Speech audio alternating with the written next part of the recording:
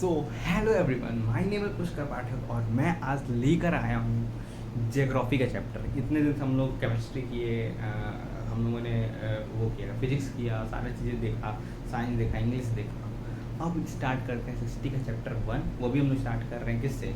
Geography से। और geography का चैप्टर 1 है, हम सबको पता ही भाई, रिसोर्सेज। एकदम तोड़ देंगे रिसोर्सेज को, एक एक पॉइंट क्लियर हो जाएगा रिसोर्सेज के बारे में और ऐसा लगेगा कि रिसोर्सेज मतलब एकदम मस्त कर देंगे इस चैप्टर को। इस क्लास को स्टार्ट करना चाहता हूँ मैं एक कोट के साथ कि भाई जीवन में हमें क्या करना है, work hard, dream big and never give up. हमेशा अगर तुम्हें लो लगे अपने लाइफ में, कहीं भी लगे कि अरे भाई अब नहीं हो पाएगा या कुछ भी थोड़ा सा भी अनबैलेंस्ड सिचुएशन लगे, तो वहाँ पे हमेशा अपने को ये कोट याद रखना कि work hard, dream big and never give up. और इसी कोट के साथ आज का लेक्चर हम लोग स्टार्ट करते हैं, जो किसके ऊपर है? रिसोर्सेज के ऊपर है। अब भाई सबसे पहले ये समझते हैं रिसोर्सेज होता क्या है, ठीक है? तो रिसोर्सेज क्या होता होगा, कोई एक आइडिया लगाया जाए कि रिसोर्सेज होता क्या है। एकदम लेम भाषा में एक एक चीज़ मैं समझा दूंगा। रिसोर्सेज होता क्या है, ये सारी चीज़ें हम लोग समझेंगे कि रिसोर्सेज क्या होता है, ठीक है? एक लेम भाषा में पूरा चैप्टर में पढ़ा दूंगा, लगेगा नहीं चैप्टर है, बस समझो कि एक कॉन्सेप्ट समझ रहे हैं, उसके बियॉन्ड नहीं जाना है, बस उस कॉन्सेप्ट को पूरी अच्छे तरीके से ग्रैप्स करने की कोशिश करनी है। एकदम मज़ा आ जाएगा भाई इस लेक्चर के अंदर, फाड़ देंगे इस चैप्टर का नेम है रिसोर्सेज। रिसोर्सेज का मतलब मैं समझाता हूँ। पहले देखो, जैसे मेरे हाथ में ये पेन है, ये मार्कर है, सॉरी, ये जो मार्कर मेरे हाथ में, इसके थ्रू मैं लिख रहा हूँ, तो ये मेरे लिए एक रिसोर्स हो गया। रिसोर्स क्या होता है? Anything that satisfies the human need. ऐसी कोई भी चीज़ जो ह्यूमन की नीड को सेटिस्फाई करती है ना, तो उसको रिसोर्स कहते हैं। जैसे कि ये चीज़ मेरी नीड को सेटिस्फाई कर रही है, अगर ये नहीं रहता तो मैं लिखता कैसे, आप लोग को पढ़ाता कैसे? तो ये जो चीज़ है, ये क्या कर रही है? मेरी नीड को सेटिस्फाई कर रही है। ये कैमरा जिससे मैं रिकॉर्ड कर रहा हूँ, अगर ये नहीं रहता तो मैं ना रिकॉर्ड कर पाता, ना वीडियो अपलोड कर पाता। तो ये जो कैमरा है वो भी मेरे लिए क्या है? एक रिसोर्स है, संसाधन है। संसाधन हर एक वो चीज़ है जिसके थ्रू आप कोई वर्क कर पाते हो। जैसे कि अभी गर्मी चल रहा है, एसी हो गया, कूलर हो गया, ये सब क्या है? एक रिसोर्स है जो हमारे नीड्स को सेटिस्फाई कर रहे हैं। हमारी नीड क्या है कि गर्मी से बचना है, हमें उसको सेटिस्फाई कर रहे हैं, तो वो रिसोर्स हो जाता है। हर एक वो चीज़ जो हमारे नीड को सेटिस्फाई करे, उसको ही हम लोग रिसोर्स कहते हैं। तो रिसोर्स क्या हो जाएगा? Anything that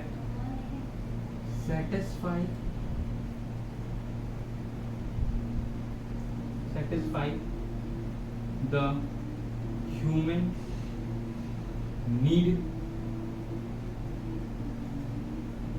is known, satisfy our need, human need नहीं, our, satisfy our need is known as resource। उसी को हम लोग रिसोर्सेज कहते हैं।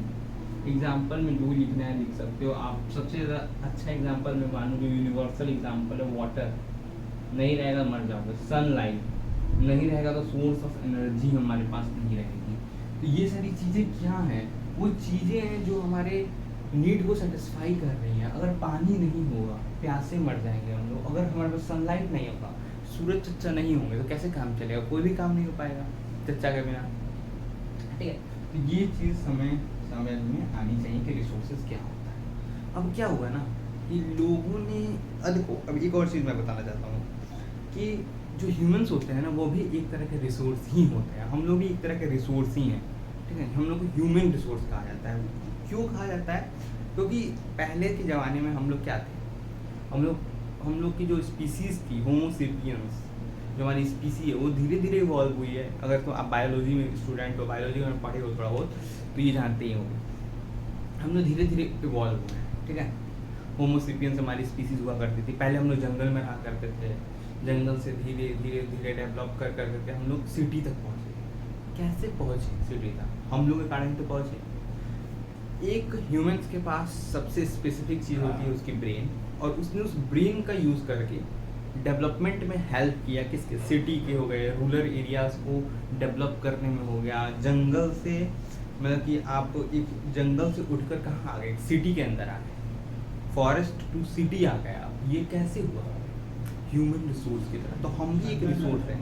क्यों रिसोर्स हैं? क्योंकि हम क्या कर रहे हैं, इस सिचुएशन को चेंज करने में बहुत ज़्यादा हेल्प कर रहे हैं, इसलिए हम भी एक तरह का क्या हो गए, रिसोर्स हो गए हैं। ह्यूमन रिसोर्स कह दोगे इसको, ये भी आप आगे पढ़ोगे ही, समझ में आ रहा है ना, एकदम मस्त समझ में आना चाहिए। आगे हम लोग समझते हैं क्लासिफिकेशन ऑफ रिसोर्स। रिसोर्स को बिना क्या किया जाता है, अलग अलग कैटेगरी में क्लासीफाई कर दिया जाता है, ठीक है। अलग अलग कैटेगरी में बात लो रिसोर्स को कि ये मतलब अलग अलग बेसिस पे हम लोग रिसोर्सेज को अलग अलग कैटेगरीज में बांट देते हैं। अब वो देखते हैं कि रिसोर्स को क्लासीफाई कैसे हम लोग करते हैं। तो चलिए अब देखते हैं कि रिसोर्सेज को हम लोग कैसे कैसे कैटेगराइज करते हैं, उसकी तरीकों को देखते हैं भाई, कैसे कैटेगराइज करेंगे, कैसे डिवाइड करेंगे, और ये सारी चीज़ें हम लोग देखने जा रहे हैं। तो देखो एक ट्राई ऑफ रिलेशनशिप हम लोग को देखने को मिलता है किसके बीच में, फिजिकल इन्वायरमेंट। फिजिकल इन्वायरमेंट यहाँ पे क्या रिप्रेजेंट कर रहा है, फिजिकल इन्वायरमेंट का मतलब होता है नेचर, नेचर को ये रिप्रेजेंट कर रहा है। सो ये ट्राई ऑफ रिलेशनशिप कहता क्या है कि हम लोग कैसे डिपेंडेंट हैं नेचर के ऊपर, ये चीज़ भी देखना तो जरूरी है ना। देखो फिजिकल इन्वायरमेंट का मतलब होता है नेचर, ठीक है, नेचर को रिप्रेजेंट कर रहा है हमारा फिजिकल इन्वायरमेंट। और टेक्नोलॉजी और इंस्टीट्यूशन, जो टेक्नोलॉजी है, अब क्या रिलेशनशिप है, ये मान लिया हमने नेचर है भाई, ये तो हमारा नेचर है, हमारा प्रकृति, ठीक है। यहाँ से हम लोगों ने चीज़ों को उठाया, ठीक है, टेक्नोलॉजी का यूज़ किया, ठीक है, और इंस्टीट्यूशंस का यूज़ करके, टेक्नोलॉजी इंस्टीट्यूशंस का यूज़ करके हम लोगों ने इन तीनों चीज़ों को, इसका फिर इससे फिर ये यूज़ करके हमने कुछ एक नया प्रोडक्ट बनाया। तो यही दिखा रहा है रिलेशनशिप इन तीनों के बीच में, एक प्रोडक्ट बनाया है जो क्या है, बहुत ज़्यादा यूजफुल है, ठीक है। जैसे कि मैंने यहाँ से ट्री कट किया, ट्री को यूज़ करके, टेक्नोलॉजी का यूज़ करके एंड सब चीज़ों का यूज़ करके मैंने पेपर बनाया, ठीक है। ये जो प्रोसेस है इसी को क्या कहते हैं हम लोग, ये जो प्रोसेस यही क्या है, ट्रायंगुलर रिलेशनशिप है फिजिकल एनवायरनमेंट, टेक्नोलॉजी और इंस्टीट्यूशंस के बीच में, ठीक है। लेकिन सोचो एक बंडल बनाने के लिए, पेपर बनाने के लिए कितना ज़्यादा ट्रीज को कट किया जाता है, बहुत ज़्यादा, मतलब कि नेचर को डिस्ट्रॉय भी हम लोग कर देते हैं इस प्रोसेस के अंदर, जो हमें नहीं करना चाहिए एज देखा जाए तो, ऐसे देखा जाए तो। लेकिन सब चीज़ें तो देख ही रहे हैं आप लोग। तो देखो रिसोर्सेज जो होता है, रिसोर्सेज जो होता है क्या होता है, रिसोर्सेज को हम लोग क्लासीफाई कर रहे हैं दो बेसिस पे, एक तो नेचुरल, एक ह्यूमन। नेचुरल मतलब प्राकृतिक बेसिस पे, प्राकृतिक बेसिस का मतलब होता है इसके अंदर आता है रिन्यूएबल रिसोर्स और non renewable resource. Renewable resource क्या होता है, ऐसे रिसोर्सेज जो रिन्यू हो जाए उनको हम लोग कहते हैं रिन्यूएबल रिसोर्सेज, और ऐसे रिसोर्सेज जो रिन्यू ना हो पाए, फिर से नया ना बन पाए, उसको हम लोग क्या कहते हैं, नॉन रिन्यूएबल रिसोर्स। ये वर्ड ही तो समझा रहा है ना, देखो रीन्यू, इसको तोड़ो, रीन्यूएबल, जो फिर से बनाने के एबल हो उसको हम लोग क्या कहते हैं, रिन्यूएबल रिसोर्स कहते हैं, और जो ना बनाने के एबल हो उसको हम लोग नॉन रिन्यूएबल रिसोर्स कहते हैं। अब इसके अंदर भी इनका डिवीजन हम लोग कर लेते हैं, कंटिन्यूअस और फ्लो, मतलब फ्लो में चल रहा है, कंटिन्यूअस है। विंड वाटर कंटिन्यूअस है, फ्लो है, रिन्यूएबल भी है और मात्रा भी इसकी अच्छी तरीके से है। Biological, natural vegetation, wild life, ये क्या है, बायोलॉजिकल है, ये कंटिन्यूअस और फ्लो है। इसका विंड कंटिन्यूअस है, वाटर फ्लो कर रहा है, फ्लोएबल है, और ये बायोलॉजिकल बेसिस पे हम लोग इसको डिवीजन करते हैं। नेचुरल वेजिटेशन जिसके अंदर फॉरेस्ट आ जाता है, और वाइल्ड लाइफ आ जाती है। वाइल्ड लाइफ के अंदर हमारे जितने भी एनिमल्स हो गए एंड ऑल हो गए, प्लांट्स हो गए, ये सारी चीज़ों की बात यहाँ पे हम लोग कर लेते हैं। ये क्या है, रीन्यूएबल है। जैसे कि एक पेड़ हमने तोड़ दिया, एक दाढ़ी या एक जो उसकी बर्ड, वो क्या कहते हैं उसका जो स्टीम था, वहाँ से थोड़ा हमने कट कर दिया, तो फिर से वहाँ से एक नया पेड़ आ जाएगा, नया पौधा उग जाएगा। तो ये क्या है, रीन्यूएबल। कुछ ऐसी चीज़ें होती हैं जो फिर से रिन्यू ना हो पाए, फिर से बना ही नहीं सकते भाई, ऐसी चीज़ों को कहते हैं हम लोग नॉन रिन्यूएबल रिसोर्सेज। जो रिसाइक्लेबल, उसमें भी आती हैं दो। नॉन रिन्यूएबल है कि उसको फिर से आप नहीं बना सकते, फिर से आप ग्रो नहीं कर जाएगा खुद, लेकिन उसको रिसाइकल कराता जा सकता है। जैसे कि मेटल्स हो गए, मेटल्स जैसे कि उनको ना रिसाइकल का मतलब क्या है, उनको एक नया फेस, नया स्ट्रक्चर देना, ठीक है, उसी को रिसाइकलिंग कहते हैं। ठीक है, जैसे प्लास्टिक है वो तो कभी डिकम्पोज होता नहीं है, तो उसको हम लोग रिसाइकल करते रहते हैं, रिसाइकल करते रहते हैं, नई नई चीज़ें बनाते रहते हैं उसी चीज़ से, उसी प्रोडक्ट से, ठीक है। उसमें आ गया रिसाइकलेबल। नॉन रिसाइकलेबल क्या होता है, जो मतलब कि रिसाइकल ना हो पाए, उसको आप चेंज ना कर पाओ, मतलब कि फिर से आप उसको रिसाइकल करके नए शेप, नए चीज़ में, आकार में ना डाल पाओ। इसके अंदर फॉसल फ्यूल्स आ गए, इसके अंदर आ जाता है कोल, पेट्रोलियम, पेट्रोलियम। अब इसी को देखते हुए बहुत सारी ई व्हीकल्स निकल रही हैं, ठीक है, व्हीकल्स निकल रही हैं इसी को चीज़ को देखते हुए, ठीक है, पेट्रोलियम की चीज़ों को देखते हुए। तो ये सारी जो चीज़ें हैं ये क्या होती हैं, नॉन रिन्यूएबल रिसोर्सेज के अंदर आ जाती हैं। ह्यूमंस जो हैं, ह्यूमंस वो डिवीजन करते हैं on the basis of structural institutions, quantity and quality के बेसिस पे। स्ट्रक्चरल इंस्टीट्यूशंस के बेसिस पे ह्यूमन रिसोर्सेज का डिवीजन होता है, और क्वालिटी एंड क्वांटिटी, कैसी क्वालिटी है, किस क्वांटिटी में बना है, ठीक है, इसके बेसिस पे ह्यूमन जो रिसोर्सेज को डिवाइड किया जाता है, ठीक है। बेसिक डिवीजन है, और ये आपने क्लास 8 के अंदर भी पढ़ा होगा, क्लास 8 के अंदर चैप्टर है रिसोर्सेज, और उसके अंदर भी हम लोगों ने ये चीज़ें पढ़ी हुई हैं। इस चैप्टर के अंदर क्लास 10 के अंदर हम लोग क्या देखने वाले हैं, इसके आगे देखने वाले हैं। यहाँ तक जितना भी मैंने बताया वो आपको पता होगा आगे से, ठीक है, आपने क्लास 8 के अंदर भी मस्त तरीके से जाना होगा। अब इसके आगे जो सारी चीज़ें हैं, इनके आगे अब वो हम लोग देखने वाले हैं एक अच्छे लेवल पे, एक अच्छे तरीके से, और एक अच्छे लेवल पे भी हम लोग देखने वाले हैं। चलिए आगे देखते हैं। अब जिस चीज़ की हम लोग बात करने जा रहे हैं वो तो एकदम मस्त टॉपिक है, मज़ा आता है पढ़ने में, और इसमें आप लोगों को सीखने में मिलता है कि रिसोर्सेज को बचाना है, कंजर्व करना है, जिसको हम लोग टॉपिक का नेम कहते हैं डेवलपमेंट ऑफ रिसोर्स। यानी रिसोर्स का क्या करना है, हमें डेवलपमेंट करना है, विकास करना है, रिसोर्सेज का विकास करना है, ठीक है, इसकी बात हो रही है। रिसोर्सेज आर वाइटल फॉर, देखो पहली चीज़ समझते हैं कि रिसोर्स इम्पॉर्टेंट क्यों, रिसोर्स क्यों इम्पॉर्टेंट है हमारे लाइफ को चलाने के लिए, ठीक है, प्रॉपर लाइफ को चलाने के लिए रिसोर्सेज बहुत ज़्यादा इंपॉर्टेंट है। देखो लिखा है रिसोर्स आर वाइटल, वाइटल का मतलब होता है इम्पॉर्टेंट फॉर ह्यूमन सर्वाइवल, यानी हमारी जीवन के सर्वाइवल के लिए, हम लोग को जीवित रहने के लिए रिसोर्सेज की जरूरत है।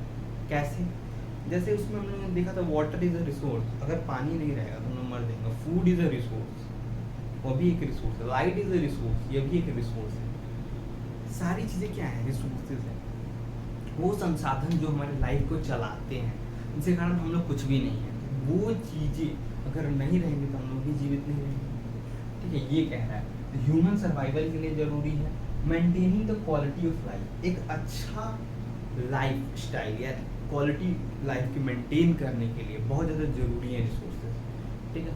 अब आपको अगर आपके ड्रीम है आप बहुत अमीर बनो, ये बनो, वो बनो, तो आप रिसोर्स एक्यूमुलेट करोगे ना अमीर बन के, आप गाड़ी खरीदोगे, आप वॉच खरीदोगे, आप अच्छे से शूज़ खरीदोगे, बहुत सारे रिसोर्सेज खरीदोगे, ठीक है। तो वो एक तरह से रिसोर्सेज ही है ना। रिसोर्स क्या होता है, जो हमारे नीड्स को सेटिस्फाई करे, अच्छे शूज़ रहेंगे, अच्छा लगेगा, ये सारी चीज़ें जो भी होती हैं, तो वो क्या है, एक तरीके से गाड़ी अच्छी होगी, BMW, ये वो जितनी भी गाड़ियाँ हैं वो सारी रहेंगी, तो एक अच्छे, एक हम लोग को फीलिंग अच्छी होगी, ठीक है। तो वो हम लोग को रिसोर्स को क्या करेंगे, एक्यूमुलेट करेंगे, ठीक है, एक अच्छे लाइफ स्टाइल को मेंटेन करने के लिए।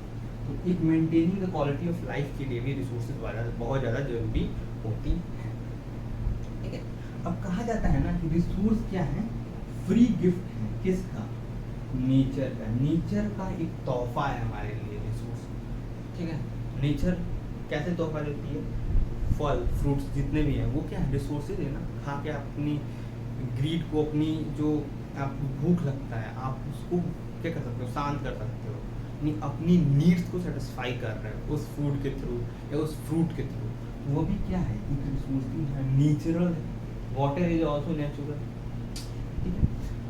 अब आता है कि ये तो समझ में आया कि एक गिफ्ट है नेचर का, लेकिन क्या होता है ना कि कभी कभी हम लोग नेचर को एक्सप्लॉइट करना शुरू कर देते हैं, और कभी जब हम लोग नेचर को एक्सेस में एक्सप्लॉइट कर देते हैं तो नेचर फिर हमें एक्सप्लॉइट करना शुरू कर देता है। कैसे, in the form of thunder's, बहुत सारे तूफान, आंधी, गर्मी, इतनी ज़्यादा गर्मी क्यों, ग्लोबल वार्मिंग रीज़न है, इतने पेड़ कट रहे हैं, इसके कारण हमारे यहाँ क्या हो रही है, इतनी ज़्यादा प्रॉब्लम फेस करने को मिल रही है गर्मी की। इसके थ्रू, इस वीडियो के थ्रू मैं एक वादा करना चाहता हूँ कि सब लोग एटलीस्ट इस वीडियो को देखने के बाद, रिसोर्सेज को देखने के बाद एक पेड़, छोटा सा मोटा सा जैसा भी लगाना है लगाओ, एक पेड़ जरूर लगाओ। क्यों? इस वीडियो को डेडिकेट करते हुए एक पेड़ जरूर लगाना है, रिसोर्सेज को क्या करने के लिए, कंजर्व करने के लिए, समझे, ग्लोबल वार्मिंग को कम करने के लिए। जितने भी लोग इस वीडियो को देखें, कम से कम एक काम जरूर करना कि एक पेड़ लगाना है। जितने भी लोग देखोगे तो कम से कम 200 लोग देखोगे, 100 लोग देखोगे, जितने भी लोग देखोगे उतने पेड़ लग जाएंगे। तो एक तरह से हमारा जो इन्वायरमेंट है वो क्या होगा, कंजर्व होगा। ठीक है, अब आगे देखो, एक्सेस यूज ऑफ रिसोर्स। अगर रिसोर्स को हम एक्सेस में यूज करेंगे, अगर रिसोर्सेज को हम एक्सेस में यूज करेंगे तो क्या होगा। एक्सेस का मतलब होता है इनडिस्क्रिमिनेटली, एनसीईआरटी के अंदर लिखा है। ठीक है, इनडिस्क्रिमिनेटली यानी बिना किसी रोक टोक एकदम आप यूज करते जाओ एक्सेस के अंदर रिसोर्सेज, क्या होगा, सब कुछ खत्म होने लगेगा। Depletion of resource to satisfy the greed of few individual. कुछ लोग इतने लालची होते हैं, कुछ देखते नहीं है कितनी स्पीसीज वहाँ पे रह रही है, कितनी वाइल्ड लाइफ की डेली, मतलब वाइल्ड लाइफ की लाइफ वहाँ पे रह रही है, उस चीज़ को देखते नहीं है और पूरे ट्रीज को एक एरिया कट करा देते हैं। किसके लिए? थोड़े से पैसे के लिए और थोड़े से फेम के लिए, थोड़े से पैसे के लिए, इन सब चीज़ों के लिए वो क्या करते हैं, उस पूरे एरिया को क्लीन करा देते हैं। क्या फ़ायदा है? एक तरफ से आप रिसोर्सेज बना रहे हो और एक तरफ से आप रिसोर्सेज को डिक्रीज कर रहे हो, दोनों मिलाकर इक्वल ही हो जा रहे हैं, क्योंकि वो बाद में आप ही को प्रॉब्लम देगी, आपको ही नहीं देगी, हम सबको भुगतना पड़ेगा बस एक आदमी के ग्रीड के कारण। ये चीज़ भी देखने को मिलता है, समझे। Depletion of resource by the greed of few individual. कुछ लोगों के कारण सबको ही झेलना पड़ जाता है। कभी कभी नेचर भी दिखा देती है अपना रूप कि देखो भाई, तुमने मुझे एक्सप्लॉइट कर दिया, अब मैं तुम्हें बताती हूँ एक्सप्लॉइटेशन क्या होती है और देखो कैसे की जाती है। तो हमें क्या करना होता है, हमें इस चीज़ को रोकना है। ठीक है, एक ओवर एक्सेस में कभी भी हमें रिसोर्सेज को एक्सप्लॉइट नहीं करना चाहिए, समझे। आगे देखो क्या लिखा है, accumulation of resource in few hand. देखो क्या होता है ना, रिसोर्सेज तो प्रेजेंट होते हैं लेकिन रिसोर्सेज कहीं पे अनइक्वली डिवाइड है। किसी पीपल के पास रिसोर्सेज बहुत ज़्यादा हैं, ठीक है, और किसी के पास बहुत बेसिक रिसोर्सेज भी प्रेजेंट नहीं, जिसके कारण क्या होता है, हमारी जो सोसाइटी है वो दो डिवीजन या दो सेगमेंट्स में डिवाइड हो जाती है। एक होते हैं रिच लोग और एक होते हैं पुअर। इनके पास हाई रिसोर्सेज प्रेजेंट है और इनके पास बेसिक रिसोर्सेज भी प्रेजेंट नहीं। ये चीज़ समझ में आ गया। दूसरा पॉइंट है, ठीक है, रिसोर्स की एक्सेस यूज ऑफ रिसोर्स से क्या क्या हो रहा है। एक तो सोसाइटी डिवाइड हो जा रही है, रिसोर्स की क्या हो रही है, डिप्लीशन हो रही है, कम होते जा रहे हैं रिसोर्सेज। क्यों? कुछ लोगों के ग्रीड के कारण, समझे। फिर आता है excess use of resources led to global ecological crisis.